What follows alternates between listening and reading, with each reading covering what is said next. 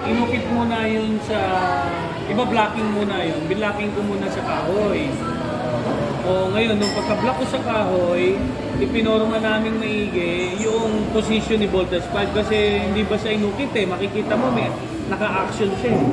May action, may ano siya talaga, may dalang sensor. So ngayon, maraming proseso yun kung paano mo mabubuo ng maayos. Tapos ang ginawa namin, pagkakuha dun sa styro, ipe-paper mache para habang siya hindi matutuklap yung styro. So naka-paper mache siya, tapos habang inuukit siya, naka-format siya. Para lahat ng scaling dun sa styro, lahat ng sukat, mapoporma na sa kahoy. So mas madaling proseso. Ayun na lang, medyo mahaba pero mas smooth yung takbo kasi mas matigas yung kahoy. Kung doon ka mag-a-adjust na mag-a-adjust, mas mahirap. Ngayon, in-adjust muna namin sa styro para kung makapal, manipis, nandun na lahat. Pag kumpleto na siya, tsaka namin inupit sa kahoy. Anong kahoy yung ginamit? Kamagong. Gaano kalaki? Ano yun? 5 feet. Mga 5'2". 5'2". Gano'ng katagal yung ginawa?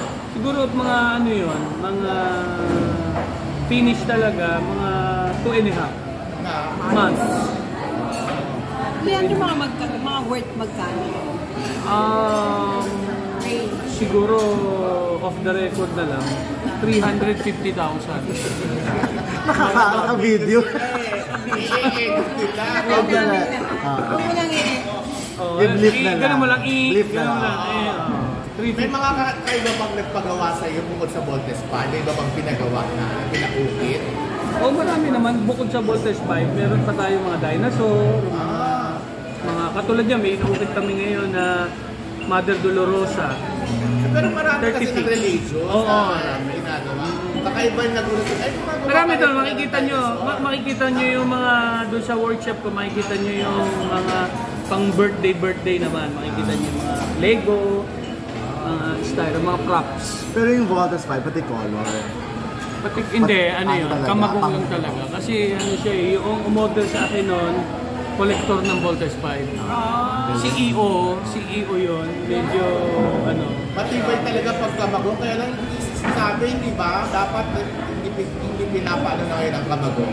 Oo, ano yun, old wood. Kaya siya, unang-una, kaya siya ganun ang presyo. Old wood yung kamagong. Old wood, stock ko yun eh. Marami akong kasi may nagbebenta sa akin ng mga old wood na kamagong. Bili ako, nara. Kasi yung mga nara ngayon, mga binibenta kayong nara, mga bata pa. So mangyari, dapat ang nara, pula lang. Pag may nagbebenta, bili ako sa tamang presyo. Stock lang yan. Para pag halimbawa, may special na gusto magpaukit, o di maganda yung kahoy na ano sa kanila. Ano sa yung pinakamahirap mong na ginawa? Hindi, actually lahat naman mahirap. Mahirap lahat. Kanya-kanya. Kasi unang-una, depende kasi sa kliyente. Halimbawa, ang kliyente, may ginawa kaming crucifix.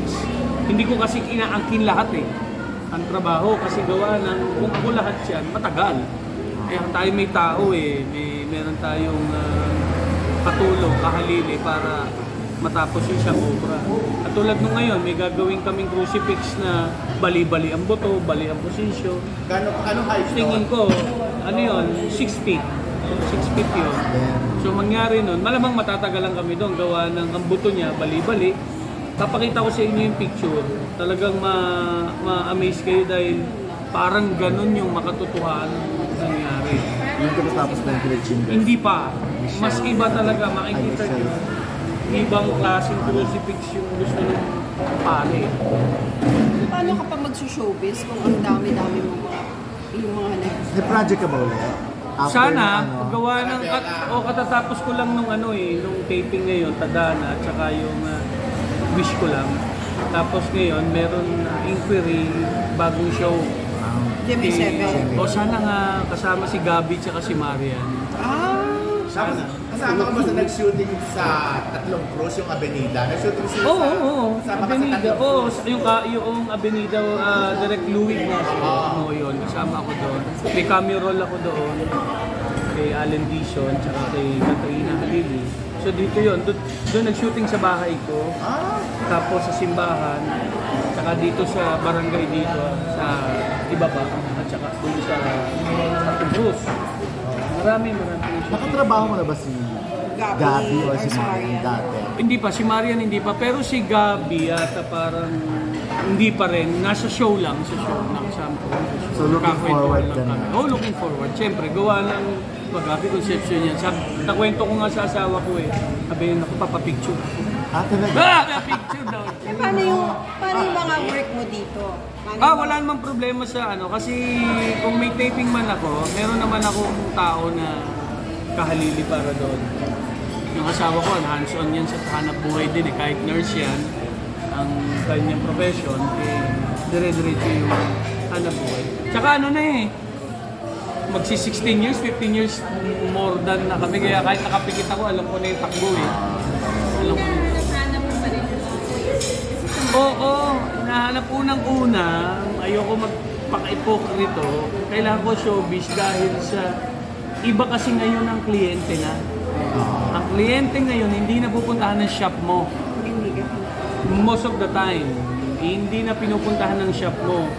So, pag siyempre artista ka, nakilala yung page mo, kaya yung page ko 30,000 ano na yun eh, followers. So, mangyari, Yung page yun, yung sa obras. yung obras di pa, Paete Handicraft by Leandro Valdemar. Hindi So, bilang artista, kundi bilang ano. Bilang Artist. artist. Paete Handicraft by Leandro Valdemar. Tapos, pagka kasi artista ka, tatawagan ka sa telepono, di ba ikaw si Leandro or magpakilala ka na para at least agad yung break agad yung ice. Tiwala, okay na kaagad. So malaking bagay yung active ka sa showbiz, gawa ng alam nilang may hahabulin sila. Katulad niya ng mga dealings, halimbawa, ang dealings kalating milyon, paano ka mabigyan ng sa bangko mo kung hindi ko kilala to? O ngayon, kung kakilala ka, tapos quality ang trabaho mo, kasi ako lifetime warranty, free. Free. Fix mo lahat ng Halimbawa, kasi nakakaawa naman kasi yung mga taga Mindanao, taga Cebu, taga Samar, Leyte, lahat. Pupunta pa sila ng Paete para lang bumayad pa. So mangyari, padala nyo na lang, ako na lahat ang gagawa, wala kayong gagawin, wala kayong basta yung tracking lang, in na. Paano yung delivery? Yung delivery sila din mag-shoulder. Pero lahat ng repair, wala silang mabayaran kasi mahal din yung repair eh. At saka lifetime. Lifetime warranty, wala kayong mabayaran. Oo. Lalo pagka kawawa naman yung simbahan. Wala nang pera yung simbahan, sisingilan mo pa. So medyo maganda, word of mouth, medyo marami ka ng kliyente. So kailangan picture mo as sculpture. More on religious items. More on religious items. Gawa na doon na napunta yung mas hindi ko naman sinasabing laro, mas maganda yung mga eksena katulad kasi doon sa pag-artista mo na halimbawa malungkot. Alam mo kung gaano kalungkot yung Mama Mary. Pag Jesus Christ, alam mo kung mamamatay na siya o bago pa lang. So doon ka kaya tinatanong ko yung client, ano ba to? Gusto mo nang patayin na? Gusto mo mamamatay? Kasi sasabihin niya, gusto ko yung ganito. Meron gusto. Naka-specify yun pag in-order? Yes, meron kasi mga kliyente na talagang artist din. Lalo pag sabihin niya, yung parang iiyak mo. Sabihin niya, ayoko ng gusto ko si Jesus Christ talagang payat kasi na-dehydrate siya that day. May mga ganun kami, mga talas-tasan. Tapos pag inukit na, sasabihin niya, ayoko nung mukha, medyo papayatin mo pa. Papayat pa yun. So nagagamit ang pag-ibig? Yes. Sa pag-ilok ng mukha, ng feeling? At saka bawat eksena, katulad nung mga may magpapagawa sa akin ng station, yung possession. Sabihin ko, ibahin natin sa eksena kasi yun ang nakikita sa prosesyon. So yung halimbawa, pag ni Judas, pag tataksil ni Judas, so ibahin natin. Ganito gawin natin. Ganito gawin natin. Yung mga hindi nakikita ang eksena na talagang nagaganap rin, malamang. So may mga ganon. Ito si Mama Mary, nandun sa paanan. So ibahin natin. Hawakan naman natin yung paa. Kasi nanay ka hindi ka naman basta mag-tahimik. Kasi pag nanay ka, kulang na lang yakapin mo yung cross. Diba? Alam mo yun, yung parang ganon. So So, sinasabi ko dun sa pare, uy, magandang idea.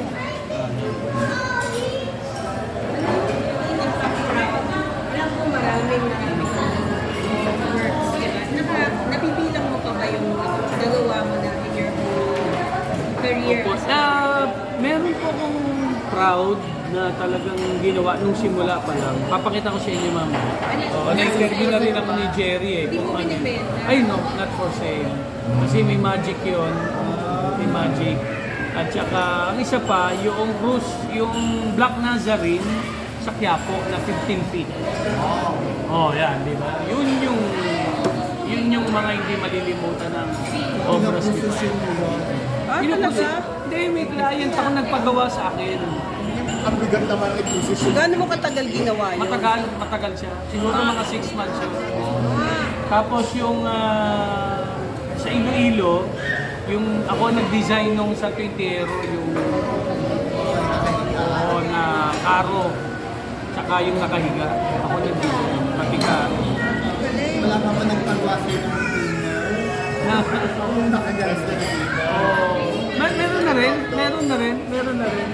Kaso nga lang yun yung mga hindi mo malilimutan kasi yung bang nagtiwala sa iyo yung client. Katulad ng Voltage 5, nagtiwala sa akin yung kliyente, di ba, na kamagong.